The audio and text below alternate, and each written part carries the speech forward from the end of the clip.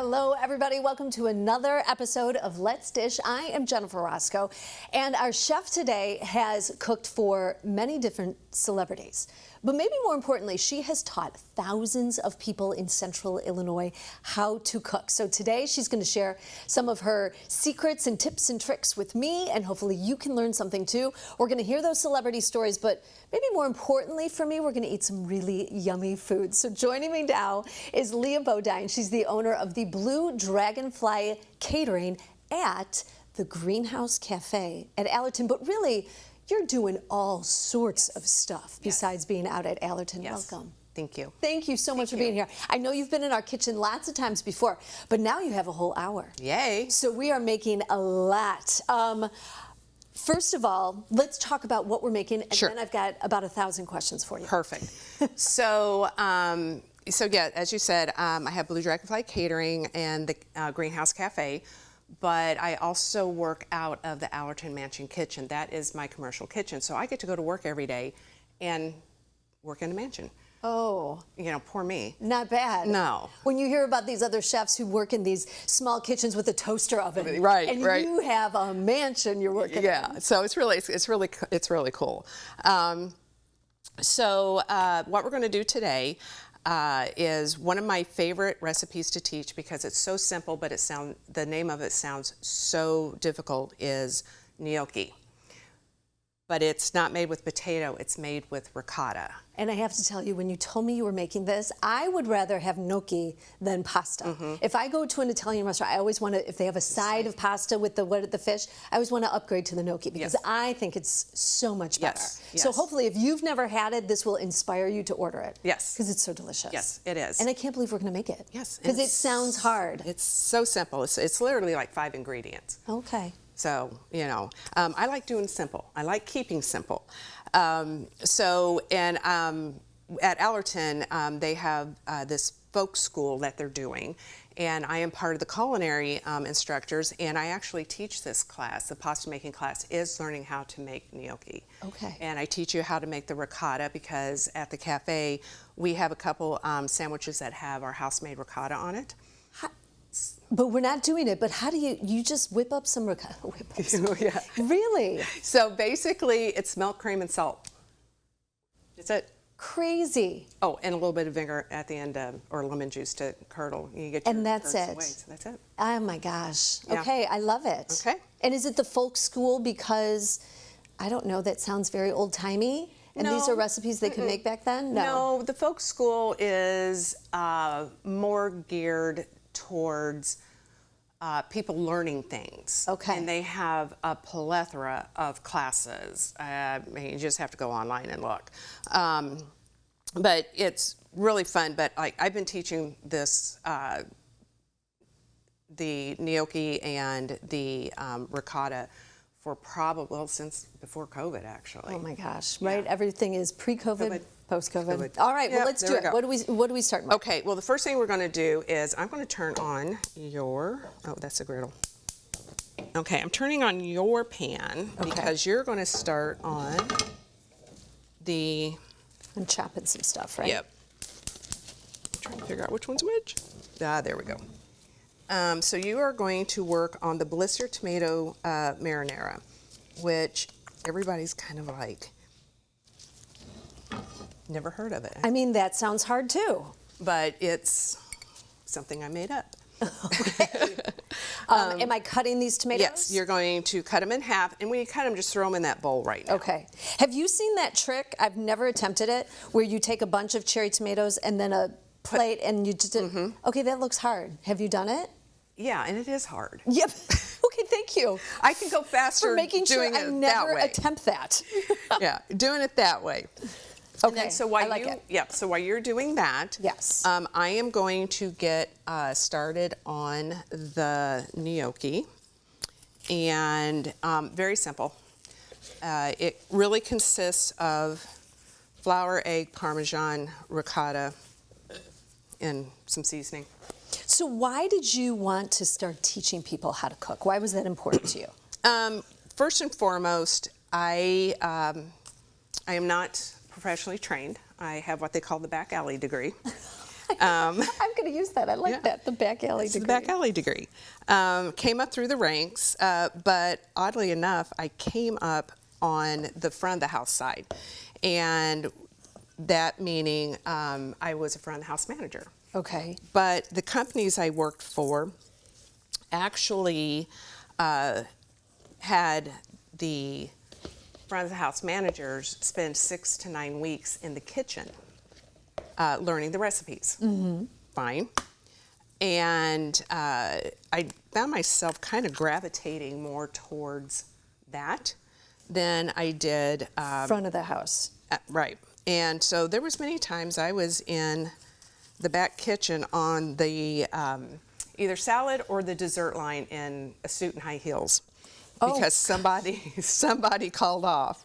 And it was just, I mean, and I always tell people I've been trained by some of the best chefs, and these are chefs that, you know, are really serious about their trade. One of the chefs I worked, one of the restaurants I worked at, the executive chef, actually when he was like 19 or 20, went over to Italy, knew somebody over there, started working in a northern Italian kitchen, and spent like 3 years and just worked his way down Italy. Oh. Learning all the different cuisines. Oh, that's a good journey. Yeah, so that kind of inspired me a little bit. And What are you doing over there? Cream and some butter? nope, so what I just did is I took ricotta, Parmesan cheese, egg, and a little bit of our house seasoning called Dragonfly dust, because we say it does magical things to your food. And now I'm just adding in the flour, and I'm Working it. roll out gnocchi here in about less than 3 minutes. Oh my gosh. Amazing. Okay, so now, so you're working in Yep. suit and heels. Yep. Isn't that what they said about Ginger Rogers? She could do everything Fred Astaire could do, backwards and in heels. Yep. And showing the other guys. Yep. So, so I moved back. So I've worked in LA, DC, and Chicago, and I moved back. My dad had had health issues for a while, mainly heart, and he had a pretty serious heart attack. And we asked the doctor point blank how long, and the doctor said it could be 1 day, it could be 1 year, it could be 10 years. I can't tell you. I immediately quit my job, came back. Because you had grown up here. Here. Yeah. And so, so I moved back and quickly found a job. It wasn't what I would call my dream job. And they, and I just kept saying, I can't do this anymore. I just can't do this anymore. And so I took a leap of faith and started a catering company. I was like, I know I have enough skills and background. Yeah. And let's do it. Let's do it. Well, and that is a leap of faith. yeah. In yourself. Very good. So, so I did that. And this is how many years ago? 17. Okay. Yeah. So you've been at this for 17 years. Mm-hmm. So this is what you call, you describe yourself as an accidental chef. Mm-hmm. Yeah. Yep. So it's just one of those to where I never thought in a million years I would be a chef. Never. I actually have a BA in physiology. I have an MBA, and I started working on my PhD in neuroscience. Oh my. And I was just like, can't do it. No. Nope, can't do it. So after I moved back, that's when I got my MBA. You want me to start cutting Yes. shallots? Okay. Yes, here, do this one. It's a better knife. Okay, thank you. So after I moved back and everything, I was like, before I moved back, I was 40 years old and took my first leap of faith, and that was going back to school to get my MBA. Okay. So. But I can tell that you're someone who wanted to be around people, Yes. right? In a roundabout way. Yeah. I like doing the hospitality side of it, but the front of the house was getting very I'm going to say frustrating and nerve-wracking. Oh, And it was people. yeah, And I was like, you know what? I'm going to too much. figure something out. But I have, Well, I got to ask, okay, so myself as a customer, people watching who are customers, what would you say that people were doing that annoyed you so much you said, I don't want to be here anymore, I'm going to the back to make sure we don't do it? basically,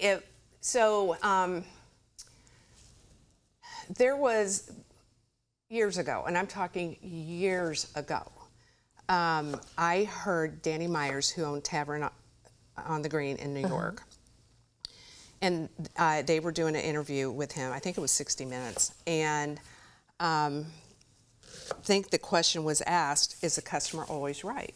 And he said no. Okay, did he explain that? Yes.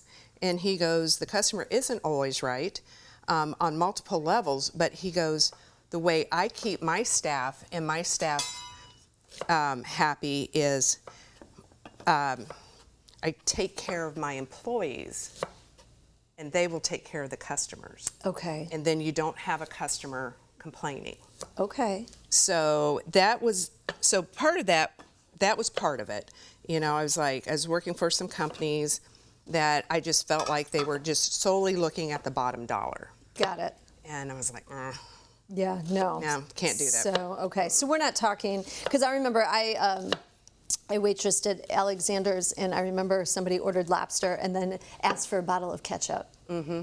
So you're not talking that situation would make you... It makes me upset now. Hearing the story. It was like, wait a minute, I just cooked you lobster, you want ketchup? I know. Or the other thing is somebody that orders a filet mignon and wants it well done. Oh, right, Yeah. immediate jail. No. Different cut of meat. Mm-hmm. I mean, really. Yeah. Okay, if you were going to order steak and order it well done, what would you tell them to order? I'd be like, if it's shoe leather, it's not my fault. Yeah, not steak. Don't order steak. Order something else. Okay. Tomatoes in here. Okay. Did I do the shallots? Because I remember you said Perfect. Okay, those were good. Yeah, Okay. so we're going to put those in. Perfect. Oh, This that's is- some good nat sound right That's there. why it's called blister tomatoes. Yes. So you're just going to stir those around a little bit. And just real quick on like tomatoes, mushrooms, anything like that has like a high water content in them. You do not want to salt them or season them with anything that has salt in it until the end. Otherwise, they're just going to turn to mush. Got it. So Okay. that's why we're doing That's that. our first tip, everybody. So, so basically I made the dough and I'm just gonna flour my hands. I cannot roll with gloves on. So all you do is you cut your dough in quarters or eighths, however you want to do it. Wait, before you get started on that, I was going to start on the garlic. Yep, just How do you want same, me- just like you did. Just like the shallots? Okay. Yeah, since this is a very quick sauce, you want the like your onions and your garlic to be a little bit So like bigger. that? Okay. A little bit bigger because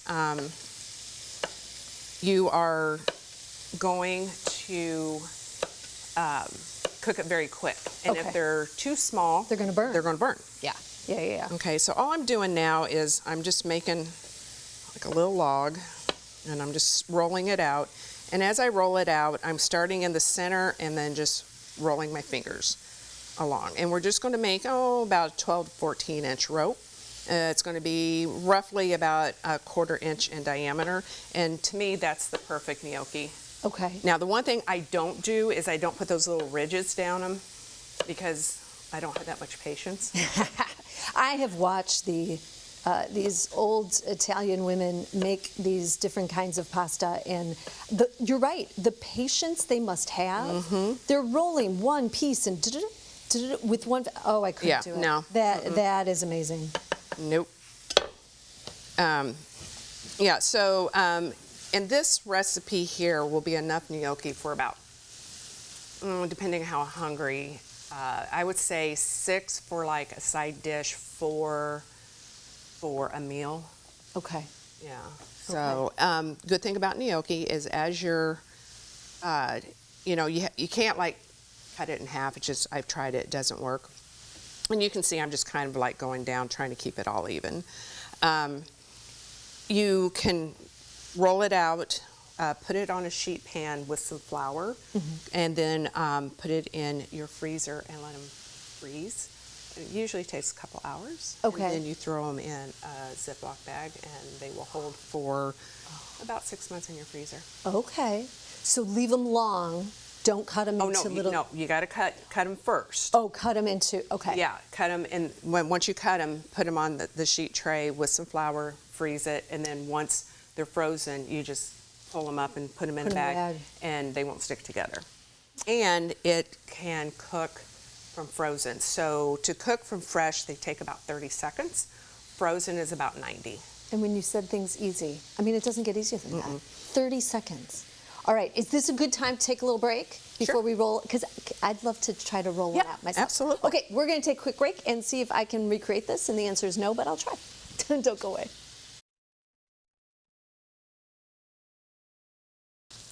Okay, we're back. So I should take my gloves off? It's up to you. I can't roll with gloves. I want to do it like you do it. Okay. All right. Okay. All right, so you're going to take some flour your surface. Okay. There you go. And then just take one of these and kind of in your hands form it into like a log. Okay. Yeah. There you go. And then start rolling it like you would Play-Doh. Okay. Oh, I think I got some basil on there. Hey. I was in the other station. There you go. And just keep doing this? Now you can put it down. Okay. And then start from the center, and you're just going to roll. Nope. No. Just like this. Oh, like that? Nope. No, I'm doing it wrong. You're fine. You're fine. So you just. Okay. Got it. It's kind of like that, and it's going to come apart a little bit, but you can put it back together. Can you overwork this? Oh, okay, that's good. Yeah. I always get worried. You know how you used to make Play-Doh snakes? Yeah. That's what you're doing. Yes. Okay. All right. Good. Making a Play-Doh snake that you can eat, kids. And then I'm going to add the onions and garlic over here. Okay. Give it a chance to. Okay, I must have been really bad at Play-Doh back in the day. No, it takes a little bit of time. Okay. Okay, it's getting longer. Yeah. Good. Okay, we got to go back. So you're doing the catering thing, and you were telling me an interesting story about the pandemic, and in Champaign there were how many catering businesses? I believe at the time the pandemic started, there was at least 10 of us that I can think of that were viable, and because we were like all basically fighting for the same business. Yeah. And then I was thinking, oh, well, the pandemic, maybe that would have been a very secure thing to have a catering business because people couldn't go. Is that long enough? No, go a little bit longer. Because people couldn't go out to eat. And no, a bunch of some businesses people went out. The ones who pivoted, like me, Michael's, a couple others, when we started doing the meals to go or the weekly meals, that is what kept us afloat. Did we get rich off of it? No.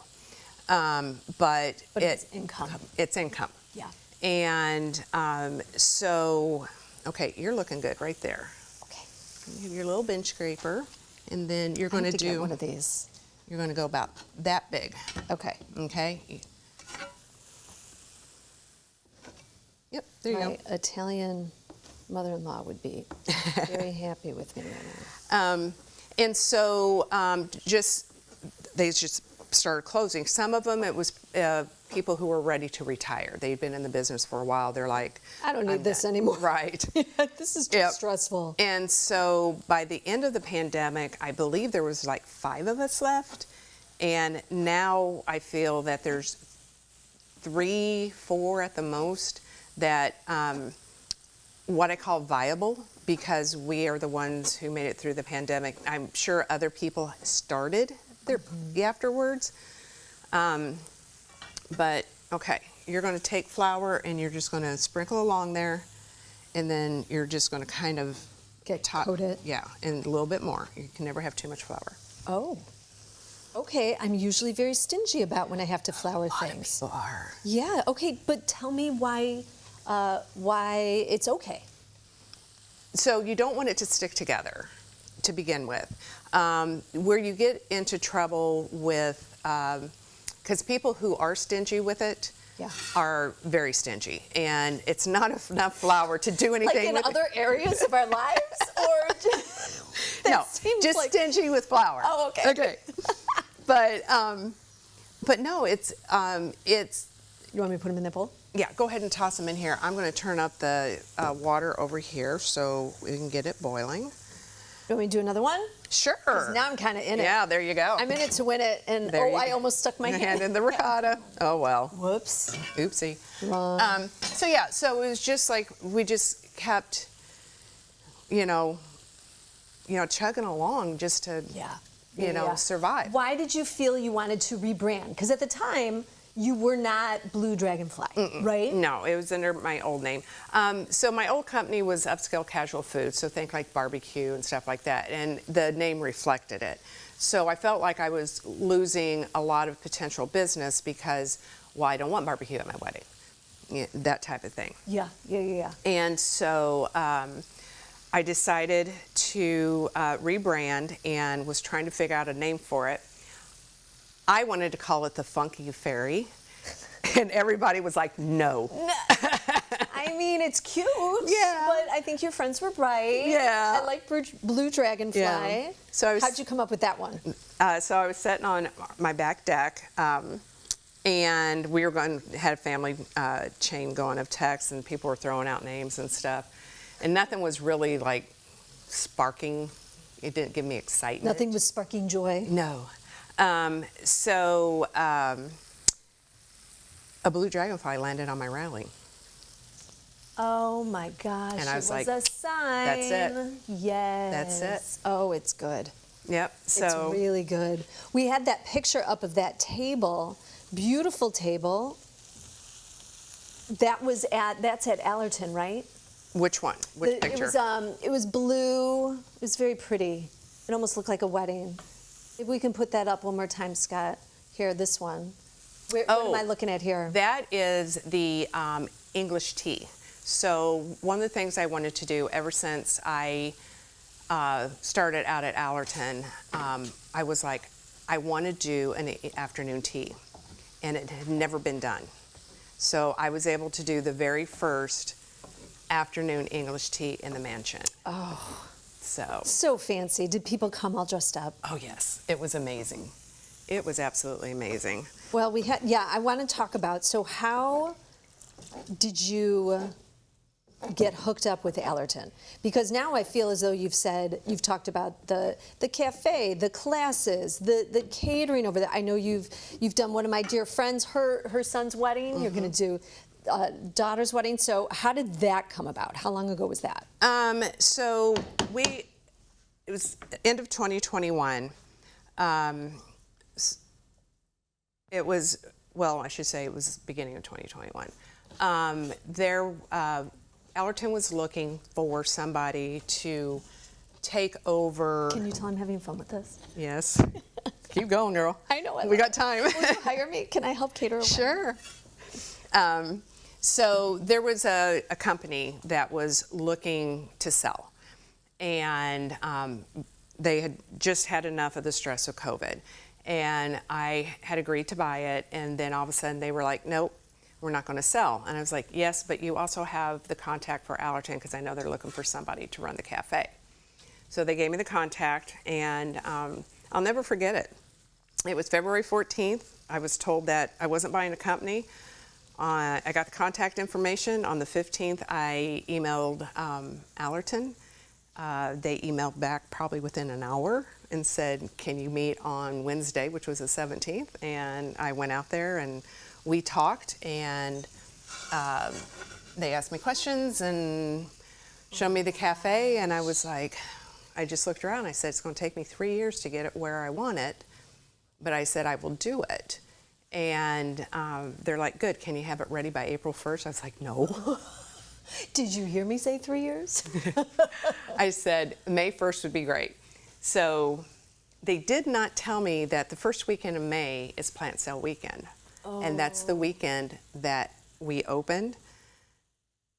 And is that just nuts? So here I was so proud of myself. I was like, I got my menu, I've got my inventory for the weekend, blah, blah, blah, blah, blah. We went through a weekend's worth of inventory in 4 hours. Oh, we had a line out the door for 4 hours. People were so excited that it was new and different, and that's a big weekend there. Yep. So I was just like, okay. And you probably learned a lot from that weekend. I did. Yeah. Is it difficult when you have that cafe because to know how much food you need to have on hand and what to prepare beforehand, or that's not a big deal? The way I designed the menu was to be multifunctional. Okay. So we serve cold sandwiches, hot sandwiches, wraps, salads, light breakfast on the weekend. But so like we have a Southwest chicken wrap, but I also have a Southwest salad. Got it. And then if they want to add chicken to the salad, they can. Ooh, this is now. Oh, yeah. This is you in the garden out there? Yes. So Allerton has an amazing kitchen garden. I'm the luckiest gardener ever because I don't plant it, I don't weed it. I just go out and pick what I want out of it. Oh, yes. So the luckiest gardener ever. Other gardeners who might be watching are going, yes. Okay, I want that in my life too. So, so this was, I do a thing, a class called Eat Your Flowers, and it's a class with making things with edible flowers. And that was during the herb luncheon that I always do. So they have a one Saturday a year, you get an herb garden tour, and you learn about the herbs and what they cook with and stuff. And then I always do a meal. And so what I was doing there is I was actually picking marigolds to put on the salad. Oh, are these tomatoes from the garden out there? Yep, picked them about 3 hours ago. Oh my God! Well, you can't get fresher than that. No. Okay, we're going to get that kicked up there. That other picture, this is. Oh yeah, that one was so the telling folks. people how to chop a chicken. Cut up a whole chicken. Yeah. Allerton has this wonderful folk school that they do, and it's just like I was saying before. It's just a ton of information about learning things, and so I became part of the culinary instructors. And always try to come up with something different and just do that. This is the one I believe I am teaching. That's still chickens. That is still chicken, isn't it? Yeah, I see it now. How hard is that? That is another thing that I have not, well, I don't know. I haven't had to really tackle it, but I've never taken a whole chicken. I've cooked a whole chicken, but I've never taken a whole chicken and, what's the word? Separate it. Yeah, just cut it up. Yeah. Cut it up, yes. Yeah. So it's that not. seems a little daunting. I don't know. It's not that difficult. Okay. If you have a sharp knife. Got it. You need, That's you need the sharp knife. Another tip that we are learning. Yes. Okay, so while you were over there playing with the dough. Yeah, it was fun. Yeah, that's good. I added the wine to this. It has now reduced. I'm going to have you pop back over here and throw the butter in there. And I've got this turned up to high. We're going to let this come to a boil, and we're going to cook the gnocchi. And you're going to see how fast it cooks. I feel like I've been pronouncing it wrong because I say gnocchi, but you say gnocchi. Gnocchi. Yeah. That G in there. Yeah. Gnocchi. All right, we'll see. Yep. Now I learned 3 things. Yeah. Okay, we're going to take another break. We're going to let that get boiling. I'm going to put this butter in here, like that, and we'll be right back. Yeah. Okay, very good. All right, we're back. We're still waiting. A watch pot never boils, right? Yeah, that's right. Here. we're waiting. Cook's but, trick.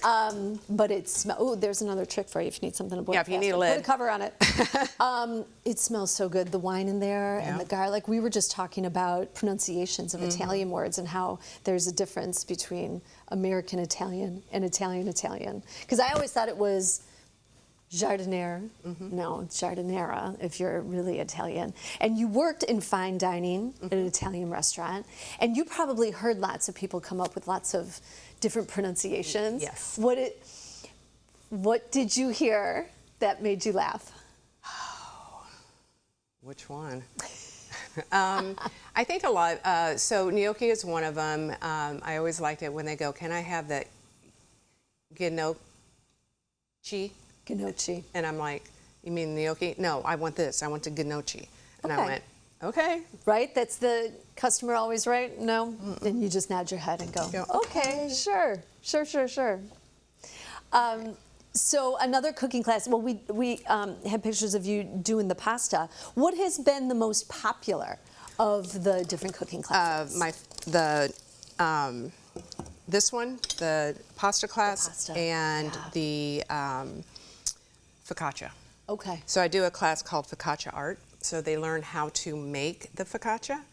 And then there's vegetables and herbs and stuff that they paint the focaccia. So they get to put a design on it. This is one of your pasta classes. I have seen some beautiful, it looks like a garden. Yep. The focaccia is gorgeous. Yep. And back alley all that? No, you just taught yourself how to do all of that. Yeah, I taught myself how to make gnocchi. I found out, it's been about 6-7 years ago, maybe a little longer, that I was gluten intolerant.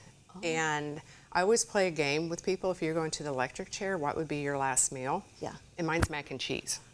Because? That was growing up, that was always my favorite. And you can't eat it anymore. And I can't eat it. So I found at a store, I don't remember it, they had gnocchi made that was gluten-free flour. And I was like, yes. And I went back to get it, and it was gone.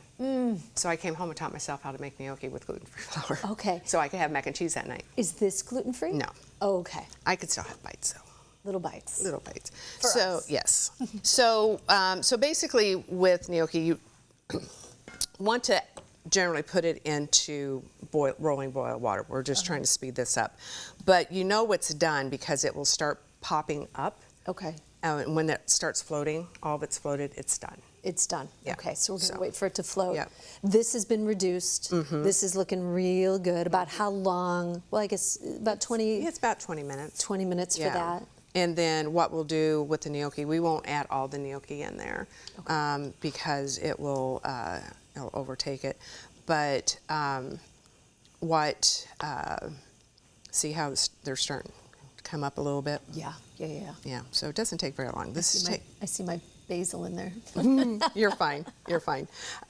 It really doesn't take. If you have it into a rolling or boiling pot, it takes about 30 seconds for fresh. So. Okay. And see.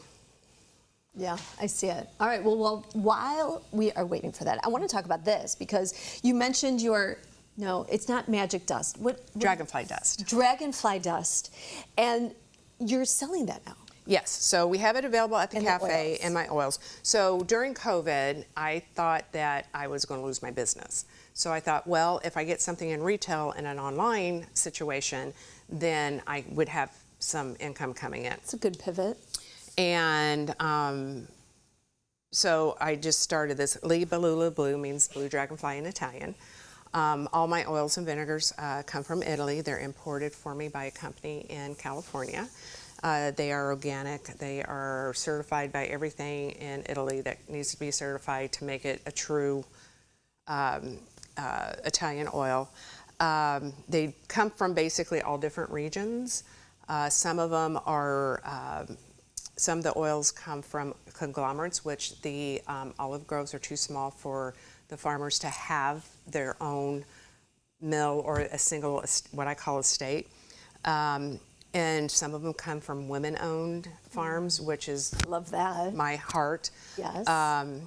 And then, so I just started that, but then my business tripled during COVID. So this has been on the back burner, so now it's becoming a retirement project. Okay. And it's not just oils, also vinegars? Yes, so my balsamics all come from Modena, Italy, which is where they're supposed to come from. This actually is, if you look at this, this has kind of like the consistency of honey.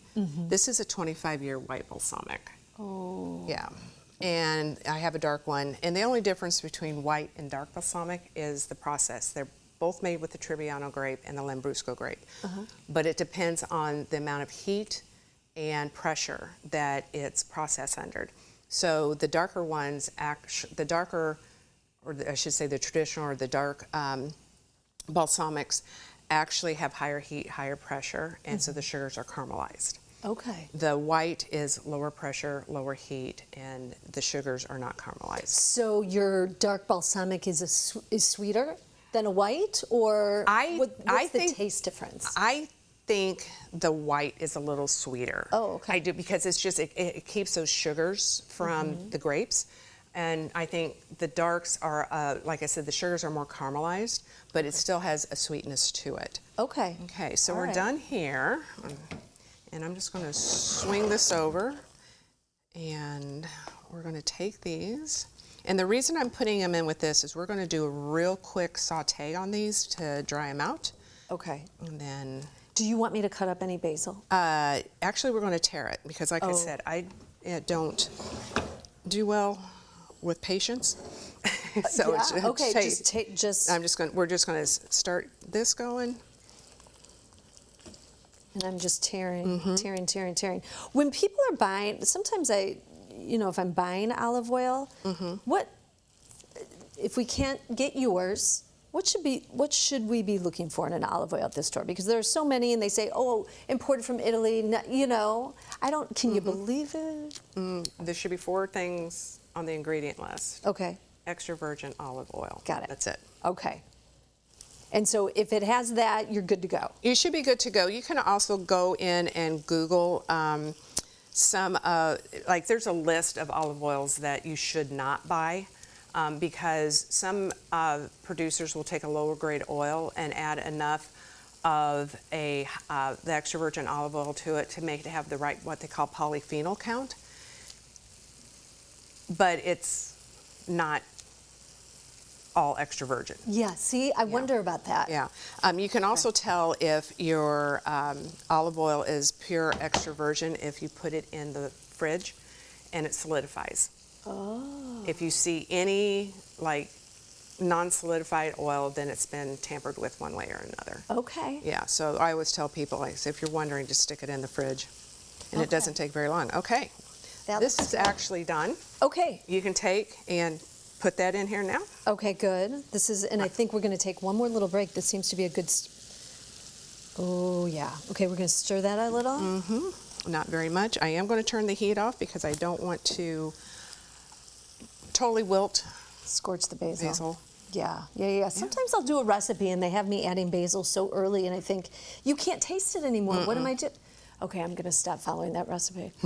All right, we're going to plate and we'll be right back. We're going to eat. Let's eat.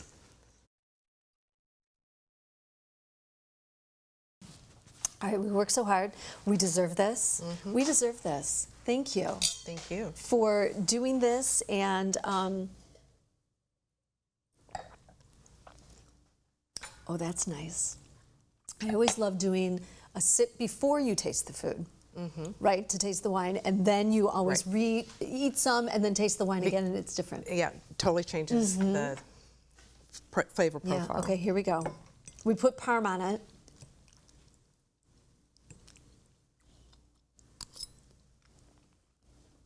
It's so good. I love, actually, I love everything about it, but the shallots got, is there almost a sweetness to them? Yes. Yeah, so they're almost caramelized. Yes. And I love tasting the basil. Basil, I'm going to switch my recipe that I mentioned. It adds it too early. Oh my gosh. So, okay. Okay, wait, now I want to taste this one more time. Do we want to know about the wine? What kind of wine are we drinking? Yeah, see?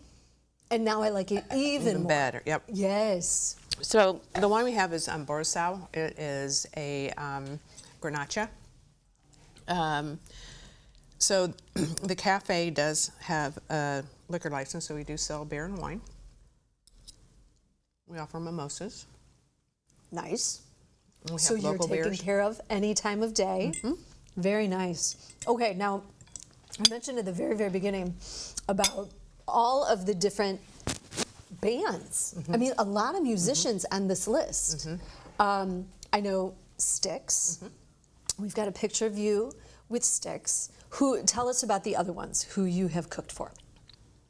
I have to just say, I have a wall of signed posters, so I have to kind of think of that and go down the wall. Vince Gill, Amy Grant, Roseanne Cash, Kansas 5 times, REO 3 times, Robert Craban, Melissa Etheridge twice, Lyle Lovett 3 times, Amy Grant in the past, and then I'm getting ready to do Amy again on the 22nd.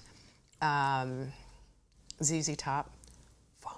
Okay, so, well, first I got to ask, why all of these bands, and where are you cooking for them? Where did this all happen? So I was very fortunate that Stephen Bentz, who is executive director of the Virginia Theater, he had just taken over that position, and there was another caterer that was doing the catering for, what they call the marquee talent.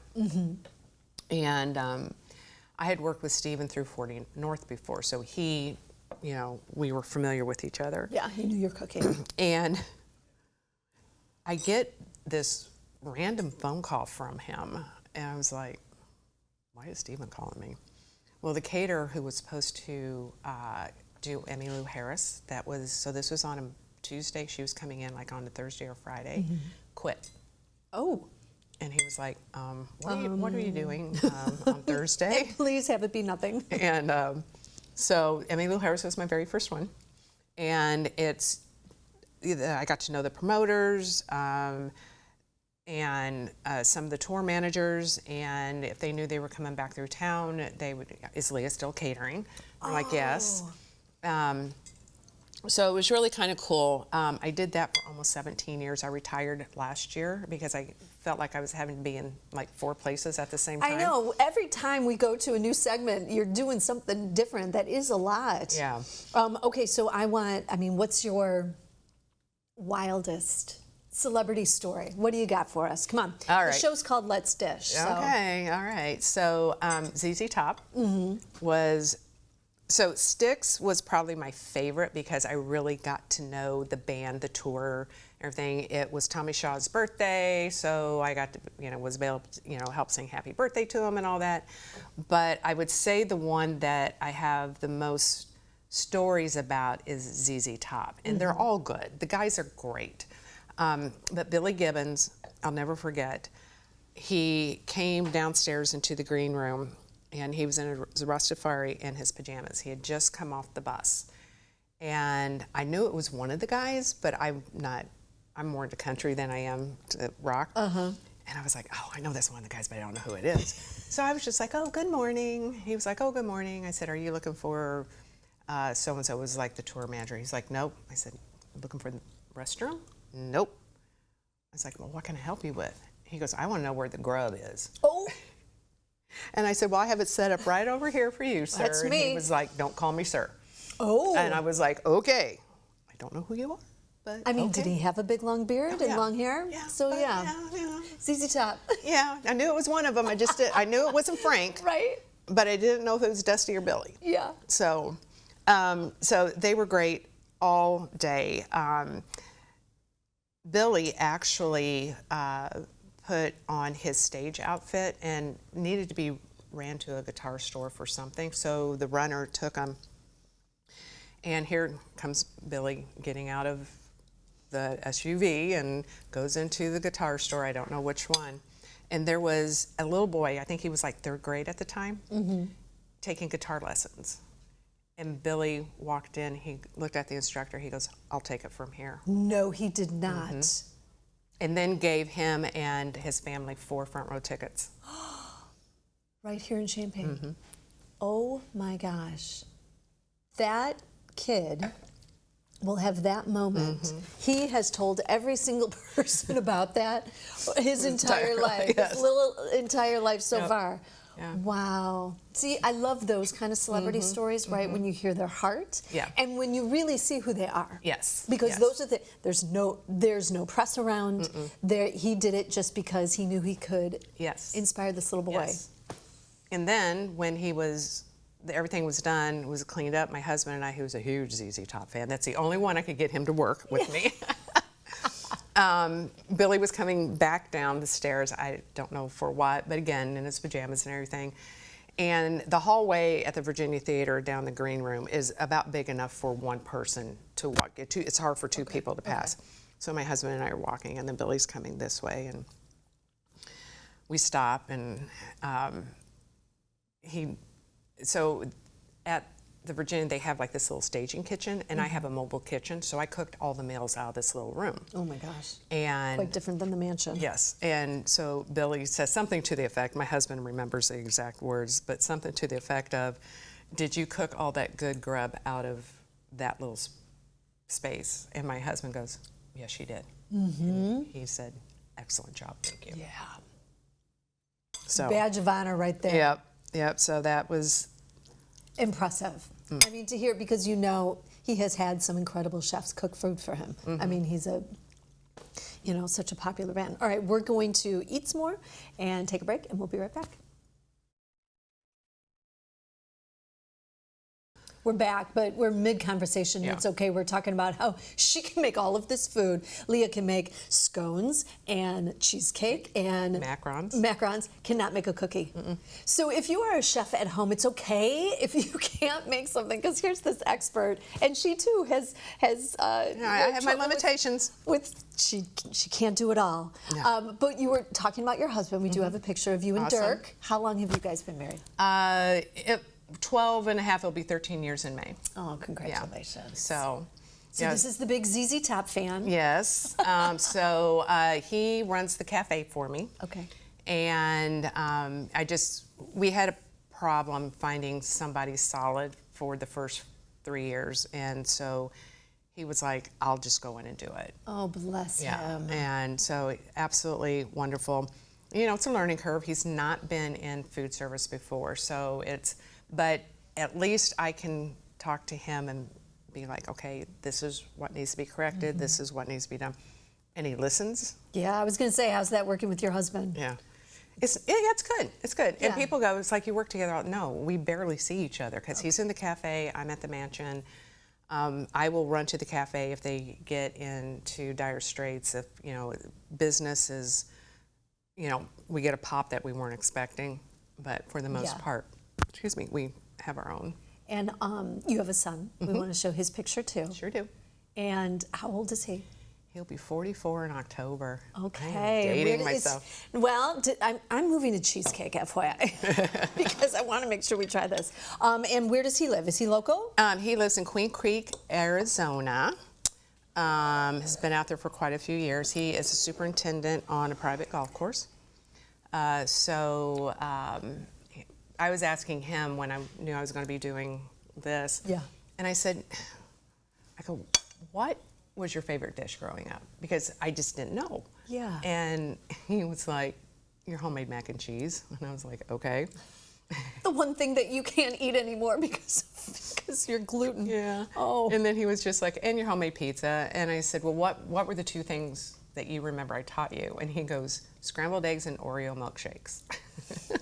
But like you said, it's the simple things, right? I'm going to walk away from this and say, this gnocchi had, 3 ingredients? And absolutely delicious. I love a raspberry sauce. You knew. I didn't even have to ask, and you brought this. This is so, so good. I want to say we've got one more picture that we haven't gotten to. And this is you and your mom. And how old are you in this picture? I would say I'm probably 4. 4 years old. And did she give you your love of cooking? I wouldn't say, like I said, the last thing I ever thought I'd be was a chef. And I really didn't cook a whole lot until I got into my late teens, early 20s. But because of the, family, she was raised on a farm with, grandma and stuff like that. She had a lot of good recipes that, like the homemade noodles. I mean, she could make my grandma's homemade noodles, no problem. Yeah. But she always had a way of, she was a single mom for quite a few years, and she always had a way of taking just basic ingredients and making us feel like it was the most special thing in the world, even if it was just mac and cheese or something like that. You know, I think she was the originator of Hamburger Helper, because I remember her making mac and cheese and throwing hamburger in it. And you're thinking, oh, Mom, you could have made millions. Well, but I feel as though that is what you're bringing to your cooking. Exactly what she did. Simple ingredients and making the person feel very special while they're eating it. Yep. And I really do.